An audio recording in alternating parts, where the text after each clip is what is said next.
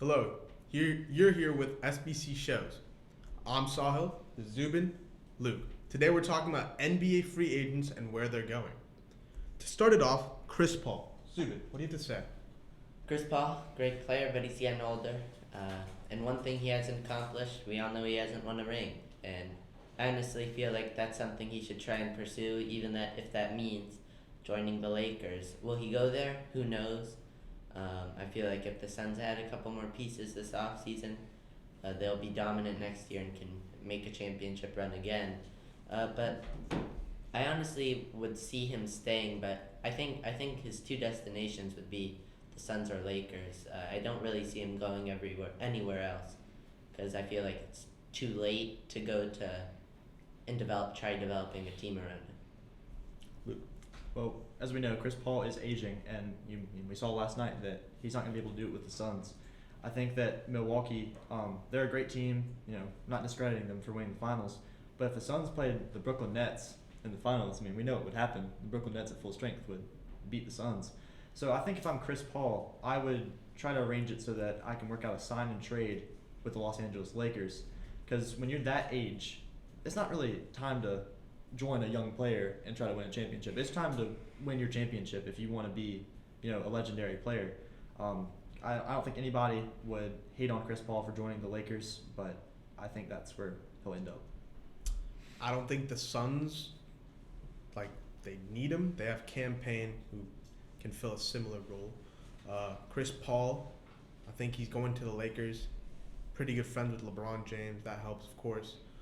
I think Chris Paul will be a Laker in 2022. Moving on to the next free agent, Kawhi Leonard. Zubin. Kawhi, great player. Love watching him play. Clippers haven't been able to get it done these past 2 years. I know he is injured, and he will be. Will he miss a little bit of next season with his surgery? Because he had surgery. They say, I think February is when he's gonna be back.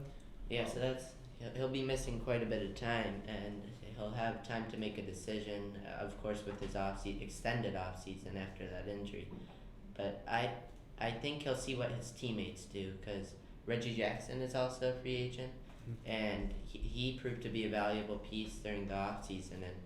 And if he's out, I think Kawhi might start to contemplate leaving as well. Well, I've seen reports around the league that Kawhi Leonard could miss the entire 2021 to 2022 season. You know, that it could be big news if that does happen.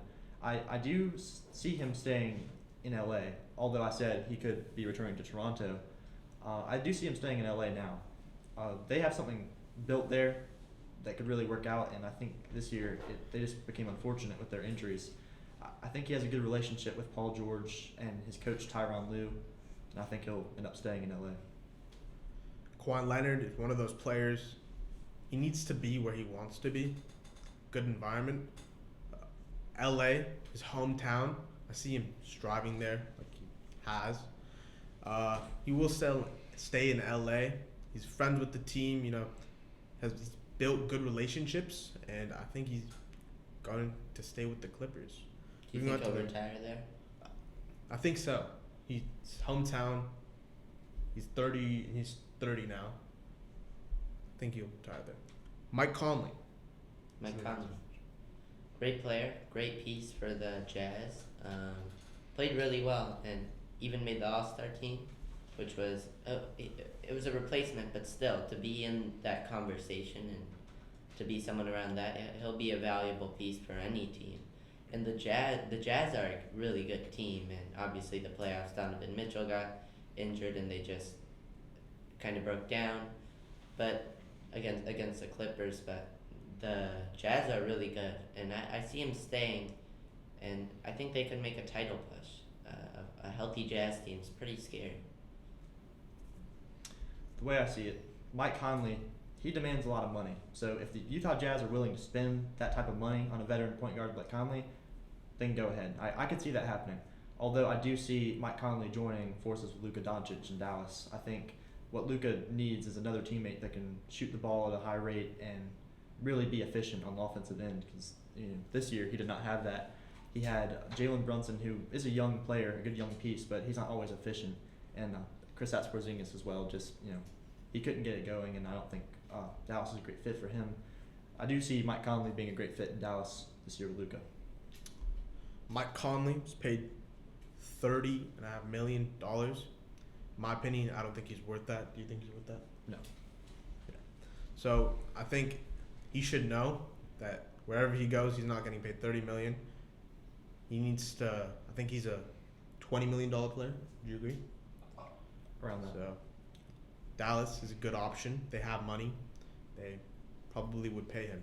Zubin, any last comments on Mike Conley?